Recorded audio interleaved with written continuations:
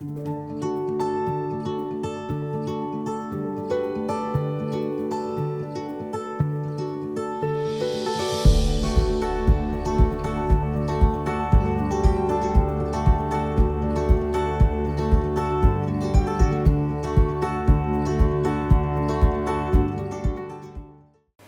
クセスチャンネルをご覧の皆様、こんにちは。遠藤かほりと申します。カタカナでかほり。パリには95年から住んでます。93年から95年の間イギリスに住んでいて、その前は、長野県の軽井沢町の実家に住んでいました。高校卒業して出てきてしまったので、イギリスでは語学留学が中心で料理学校にも行ったりとかして、それからパリに来て、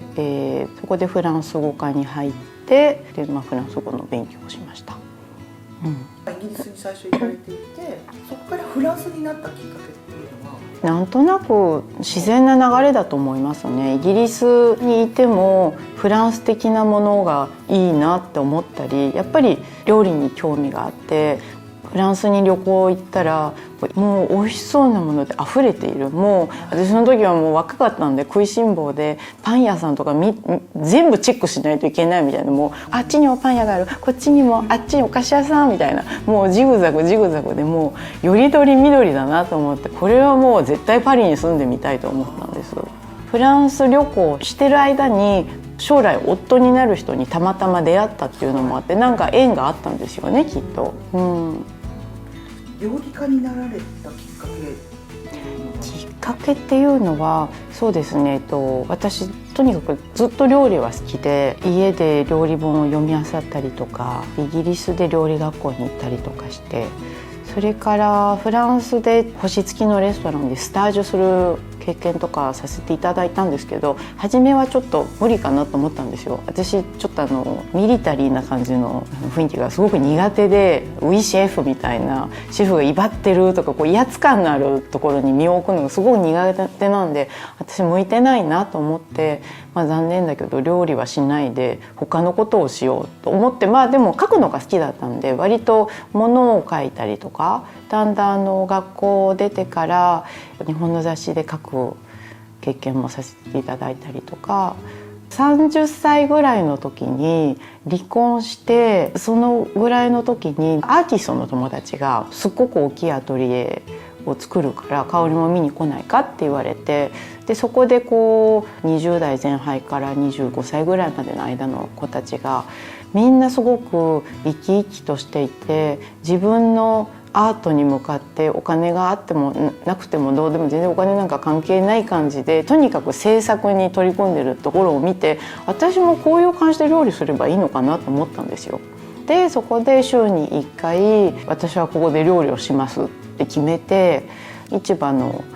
クローズする時間に行って、捨てられる野菜とかいっぱいもらってきて、それをベースに料理をするっていう活動を始めて、初めはアーティストだけでも50人ぐらいいたんで、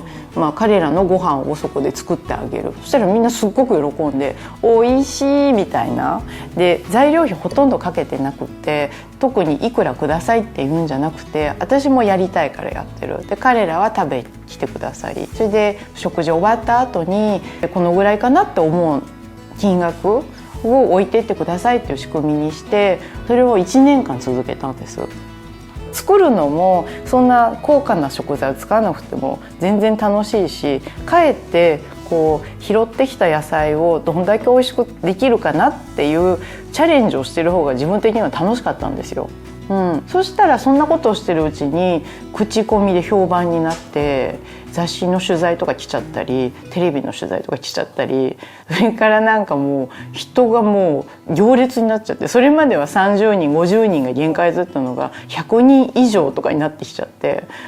それであまりにも大変になったんでやめましたね。1年でそれはやめたの。でもその時に海外から料理しに来ないかって言われたりとか、すごく充実したやりがいのある仕事でしたね。それでなんかこう自分の中で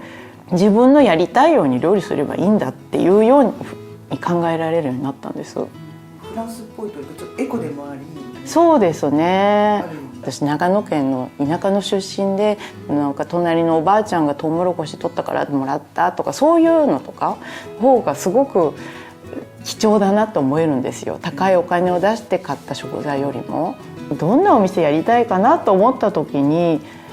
お弁当をやりたいなと思ったんですよ。なんでかっていうと、お弁当ってこう愛情こもってるじゃないですか。やっぱりなんか食べた人が嬉しくなるような、なんかこうそういう工夫がなされてますよね。そういう気持ちで作られた食べ物って意外とフランスないんじゃないのかなと思って、そんなお店ができたらいいなと思ったのがナナシのきっかけでした。今でこそ流行っている弁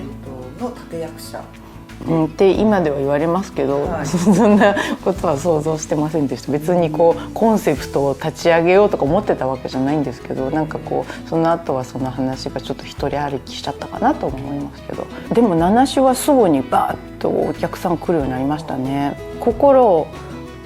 込めて毎日違うものを出す、食のバランスがいいとか、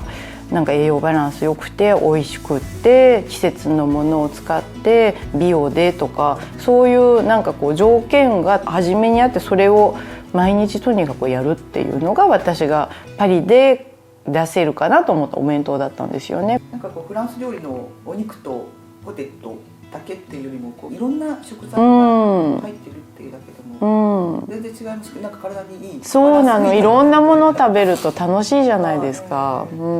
だからやっぱりこうフランス人はどっちかっていうと一つずつ食べていきますよね。なんかだから彼らがそのお弁当スタイルで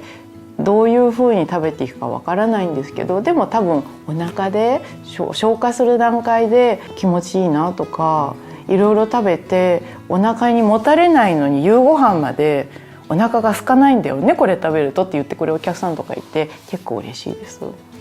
ナナシが2店舗が北マレにありましたものね、はい、そこからじゃあ今のプチケレールへのこの経過っていうのはどんな感じだったんですか？ナナシは私はオーナーじゃなくて雇われシェフだったんですよ。なんとなく自分の中で自分のお店やってみたいなっていう気持ちがムクムク湧いてきてはいて、ナナシのスタッフとかもみんな、自分で見つけてきたスタッフだったりとかね、みんな慣れ親しんでたんですけど、ちょっと自分のお店やってみたいかなっていう、それもまたさっき言ったみたいに自分の中の自然の流れだったような気がします。オープンされたのが何年前？8年ぐらい前ですかね。その時のお店の作るためのこだわりとか、照明探したりとか、地道にブロカンといってなんか見つけてきたりとか、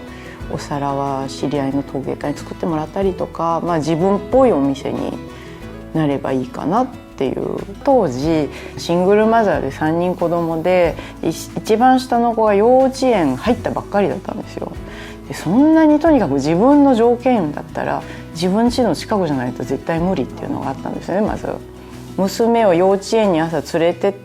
て行く時にプチキレールの前通ってなんでここじゃないって思ったの。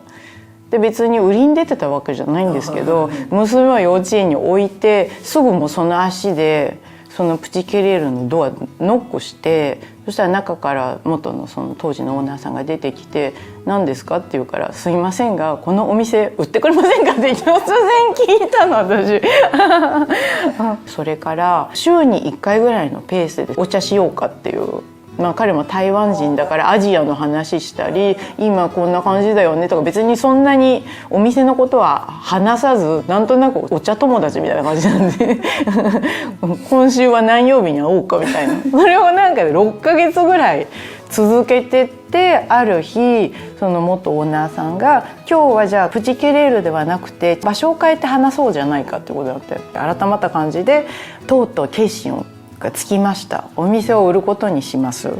もちろんあなたを優先するけどお金はあるのって言われて、私その時お金はありませんでしたでもこれから探しますみたいな感じで、それから資金借りして頑張ってお金も借りれて。すすごいエネルギーをこうビンビン感じる。でもすごい、でもそういう時にいる自分って本当に流れに乗ってるから全然疲れるとか思わなかった。それが当たり前でしょうと思ってるんですよね、パリの下町のビストロチックさを自分なりに表現したらどうなるかなって思ったのが今のスタイルかな。フランスで大成されるようになったなんか転機が、例えば30歳の時に離婚したこととか、それまでどうしても年の離れてよく仕事のできる割と有名な人だったんで、どっちかっていうとその人にくっついて歩いてるっていう感じので、しかも子供がちっちゃかったから子育てしたりとかで、そこで30歳で一人で子供を育てるようになって、突然もうちょっとちょっと大人になれたかなっていうのはあるかな。でももちろんその前の積み重ねがあったからっていうのもあるんですよね。その元夫にもいろいろ教えてもらったことが多かったし、名し立てたプチケレールを作ったその間に本を書いたこともあるし、私そんなに仕事とプライベートと分けて考えてないんですよ。本当に勘で生きてるところもあるんで、だからそう思うと、出産したこと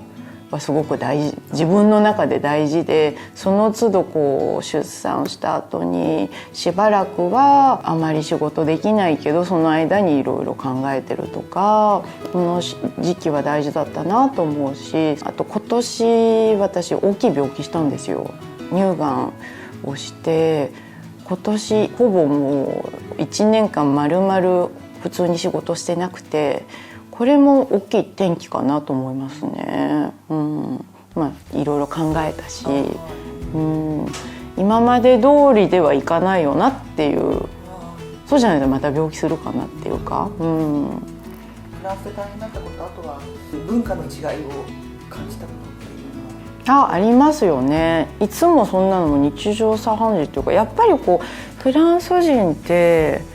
自分が中心なんですよね、どうしても。日本人って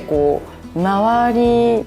に溶け合えるようにとかあるじゃないですか。なんていうのかな、自分の中に嫌だなとかストレス感じたりするのをすごく外に出して、でもそれも健康法の一つなんだろうけれども、日本人ってその逆じゃないですか。なんかそれが全く逆だなと思いますね。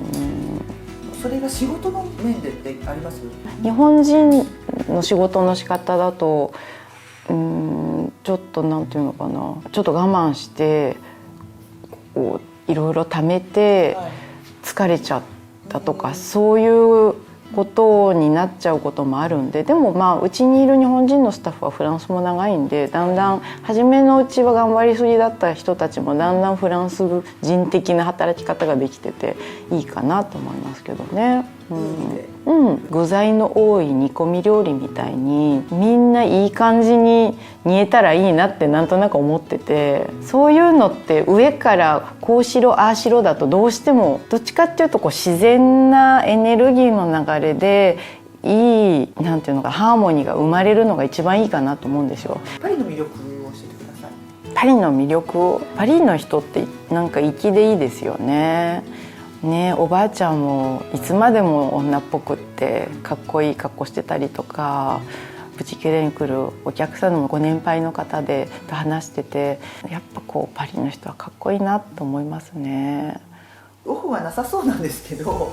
でもすごく休みますよ。私ダラダラするの好きです。過ごし方割と寝坊しちゃって、どうしても飲食業やってると夜遅くなっちゃうんですよね。結構特に週末はスタッフもなんとなく1週間終わったっていうところでちょっと一杯飲もうかってもうサービス終わってから飲んだりとかするから、真夜中まで飲んじゃったりとかして。でもその時楽しいことが言えたりとかするからガス抜きでいいなとは思うんですけど、愚痴聞いてあげたりとか、今度何食べ行こうかとか何作ろうかとか話したりとか、家でなんとなくゆっくり、これサイフォンコーヒーのこれを前回のお誕生日にもらったんで、これでゆっくりコーヒー入れてちょっとゆっくり朝ごはん兼お昼ご飯みたいなのを食べたりとかして、でなんか美味しい夕ご飯をどっかに食べに行く。子供がいたらお家で一緒にご飯食べたりとか、普段どのようなところからインスピレーションって受けますか？インスピレーションって突然降ってくるものですよね。旅行してる時とかってこうなんていうの、日常生活から離れるからリセプションのセンスが広がるっていうか、だから旅行先でこう目を凝らしていろいろ見るようにしてますね。でこれまでの人生で一番の成功とは何ですか？何ですかね、子供たちかななんて。成功したからでも本人に聞いた方がいいですけどねでもまあいい子たちで、上の方は大きくていらっしゃって。そうですね、もうすぐ1月で26になります。真ん中が22歳で一番下が、5日後に12歳になります。ご自身の中でぶれない考え方、やりたくないことはしないっていうか、できないんですよ私。やりたくないことすごくやんなくちゃいけないと思ってるけど、やりたくないことって結構あるじゃないですか。私そういうところ本当に何にもできないんですよ。こう自分で乗ってこないと時間に乗れないみたいな、ある意味ハンディキャップかなと思うんですけど、でもすごく私恵まれていて、スタッフにいつも恵まれて、それもさっきの質問に戻りますけど、成功したことの一つでしょうか。人に恵まれて、いい人にいつも囲まれてきたなと思います。だから呼ばれたと思うんですけども、でも大切なことですよね。そうですね。お仕事、私生活変わらず新しくチャレンジしたい。なんとなく私思ってるのが、お金のやり取り以外で食べ物とか人とかと関われないかなっていうのがなんとなく今なんとなく思い始めてることで、次やりたいのってそういうことかなって思う。なんでかっていうと、やっぱりこうスタッフにも恵まれてみんな大好きで、多分みんな私のこと大好きだと思ってると思うけど、どうしてもこう雇用者と労働者の関係に尽きてしまうし、お客さんともお店やってる側とお客さんでやっぱりこうお金が発生とかしちゃって、みんな一緒にいるのが好きなのに、どうしていつもその間にお金が発生するのかで結構私割と考えちゃって、面倒くさい話なんですけど、全然こんなことを言って何になるのかも全然わからないんだけど、なんかそのことについては何か考えられたらいいなと思っています。これから海外に進出したい方たちへのアドバイス。海外もいろいろあるけれども、自分が素直に行きたいって思った場所がその場所だと思うんで、あんまりこう情報とか人の言うこととかを当てにしないで、自分の中の声を大切にしてくださいって感じかな。では本日のインタビューにお答えいただきありがとうございました。直射日光じゃないので割と植物はここが好きみたいですね。食器棚ですかね。寝室は静かな場所にしたいなっていうのがあって、